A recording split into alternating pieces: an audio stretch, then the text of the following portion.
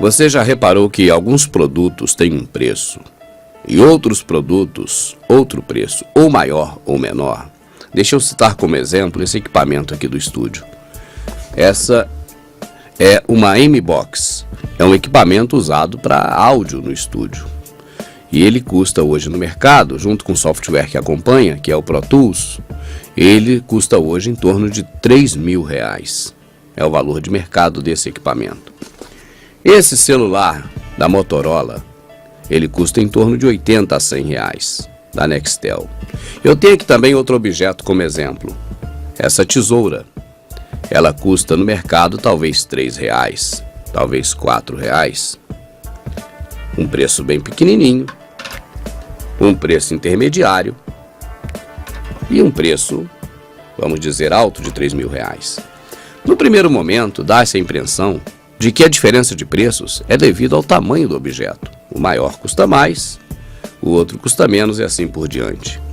Mas se formos analisar por esse ângulo, nós veremos que a M-Box custa em torno de R$3.000. E ela é bem menor, por exemplo, do que uma máquina de lavar roupas.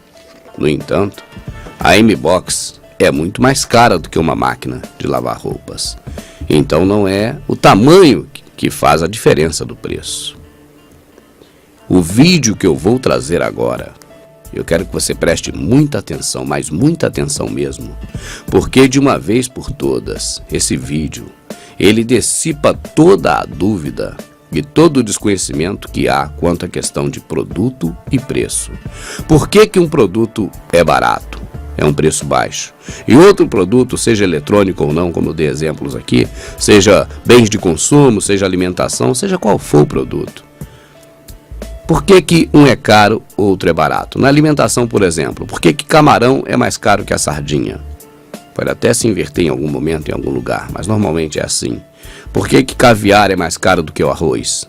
Enfim, não sendo na alimentação, em produtos eletrônicos você tem também essa mesma questão.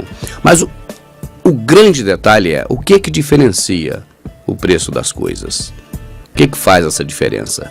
Neste vídeo que você vai assistir, eu já posso adiantar, para preparar o teu sentido, que a grande variável que promove essa diferença de preços é justamente a questão da escassez ou fartura, da oferta, da procura. São essas questões que envolvem o preço.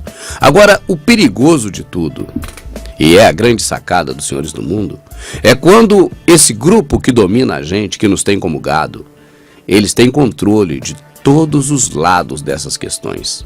No vídeo que você vai assistir, por exemplo, você tem ali o petróleo. É um exemplo que vai ser dado a questão do petróleo. Quando o mesmo grupo tem o domínio sobre a ferramenta de pesquisa e de buscar petróleo na natureza, encontrar esse petróleo. Também esse mesmo grupo tem as ferramentas de extração desse petróleo. E esse mesmo grupo tem a ferramenta de divulgação de tudo isso. A coisa se torna perigosa, porque nós estamos à mercê da informação deles. O preço que nós vamos pagar na bomba de combustível no posto de gasolina é referente à informação que eles nos deram da produção ou escassez de petróleo.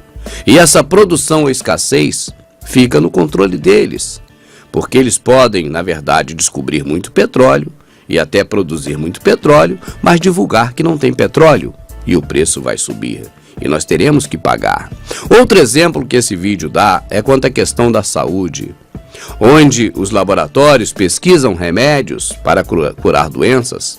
E esses laboratórios têm poder até de criar as doenças. E muitas das vezes esse laboratório não procura um remédio para exterminar com a doença, mas para alimentar a doença. Porque quanto mais se alimenta a doença, mais dinheiro vai se ganhar com ela própria. E esses recursos não estão distribuídos, mas estão centralizados em um só grupo. E esse grupo faz o que quer com a gente.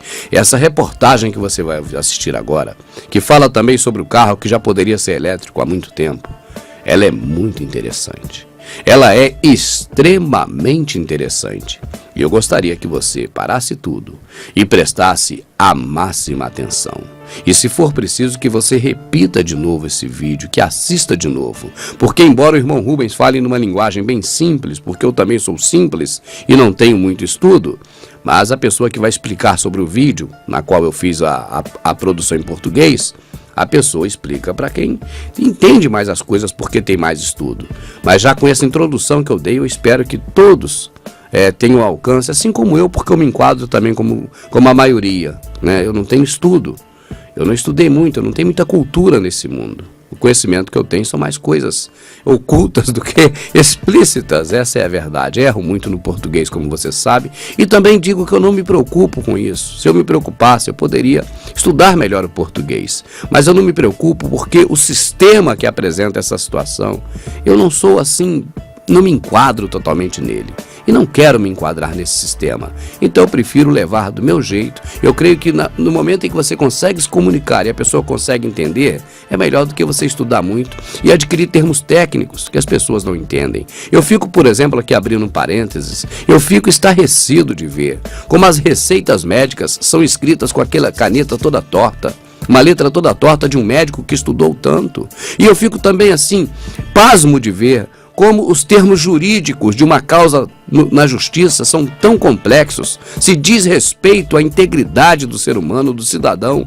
Eu creio que, sendo para o povão, para o cidadão, tinha que ser a coisa mais explicada possível. E é o contrário.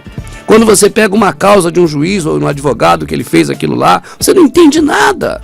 E aqui ele está falando sobre o seu futuro, sobre a sua vida. Causas na justiça sempre têm a ver com a nossa vida, com aquilo que vivemos, com aquilo que temos, o que fazemos. É algo de suma importância. E não deveria ter aqueles termos daquela forma, porque a gente não entende o que está falando de nós mesmos. Você está percebendo o que eu digo?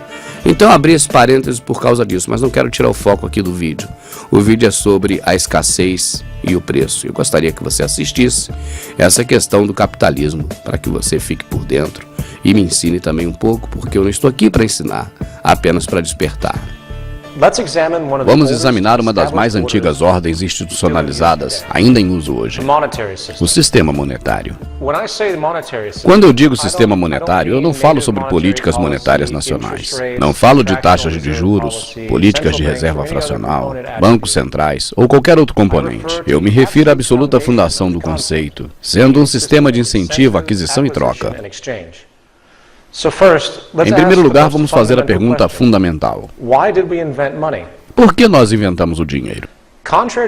Contrariamente à postura da maioria da população atual, dinheiro não é um recurso natural e nem representa recursos. Dinheiro é, na verdade, uma convenção social para administrar a escassez e recompensar a criação. Se uma pessoa planta produtos alimentícios em um pedaço de terra, aquele produto recebe um valor, e ele é baseado em quão escasso é o produto na região.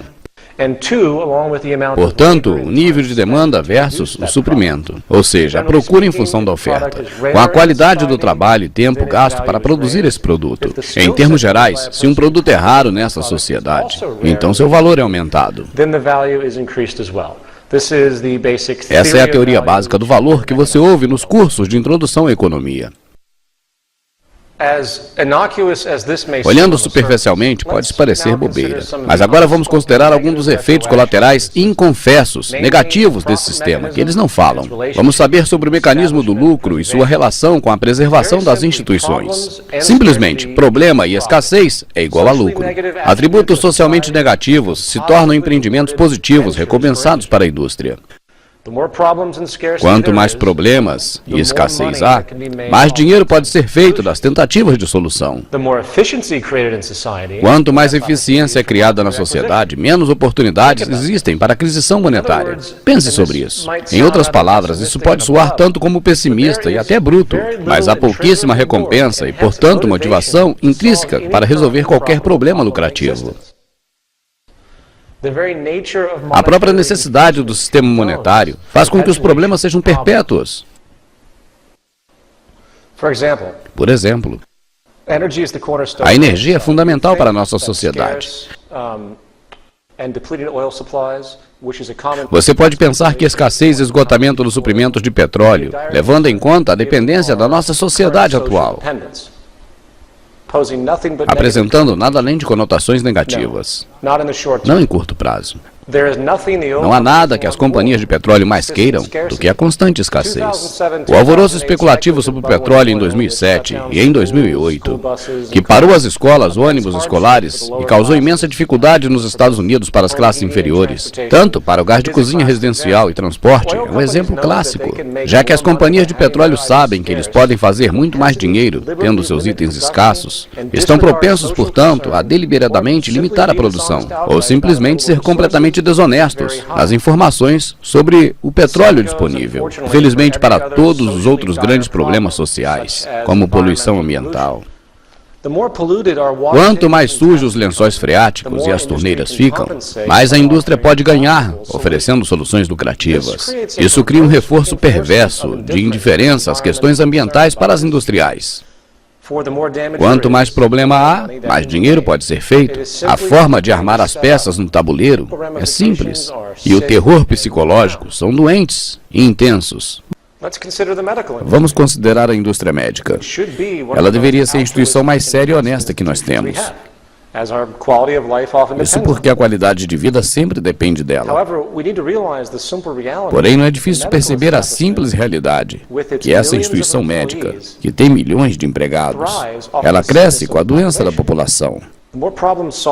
Quanto mais problemas de saúde no mundo é resolvido, menos dinheiro pode ser gerado. Veja, por exemplo, a indústria do câncer. Essa é uma indústria enorme que movimenta vários bilhões de dólares por ano. Uma indústria bilionária com um número muito grande de pessoas empregadas nela. Suponha por um instante, hipoteticamente, que uma cura para o câncer de alguma forma foi alcançada e que o método de tratamento é simples e fácil. Em outras palavras, não teria mais como a instituição médica fazer todo esse dinheiro com essa doença. Você consegue perceber o que poderia acontecer com a economia? Quanto prejuízo teriam as instituições médicas se esse problema particular tivesse uma solução viável? E percebendo isso, você acha que realmente eles querem curar a doença? É uma coisa que devemos pensar. E isso poderia também desempregar dezenas de milhares de pessoas. Tenha na sua mente que se trata de uma instituição, e esta instituição tem milhares de empregados. E mesmo que inicialmente você esteja trabalhando por uma causa nobre, no momento que você depara com a posição de manter ou não um grupo, e esse grupo confia na instituição, de repente as motivações acabam. Um outro exemplo, se uma empresa cria um carro que pode durar 80 anos sem manutenção, e também anda sem a necessidade do abastecimento perpétuo usando tecnologia de baterias, o preço pós-mercado do carro seria virtualmente zero e bilhões de dólares seriam perdidos por causa do obsoleto consumo de petróleo e indústrias de manutenção. Eu tenho certeza que muitos aqui sabem que nós temos tecnologia para criar carros elétricos. Eles poderiam fazer 130 km por hora e 1.600 km com uma única carga. Você pode também saber que, falando no assunto, a Casa Branca, durante a administração do George Bush, que era, na verdade, o cartel do petróleo exercendo o poder, ele se certificou que seus constituintes corporativos na indústria do petróleo fossem protegidos contra essa nova realidade. Ajudando a se livrar da própria ideia, esmagando-a, a Casa Branca junta-se à luta contra os carros elétricos. E, de fato, não há motivo pelo qual cada carro vendido não poderia ser elétrico neste momento. Progresso social e bem-estar humano são sempre secundários para a especulação monetária.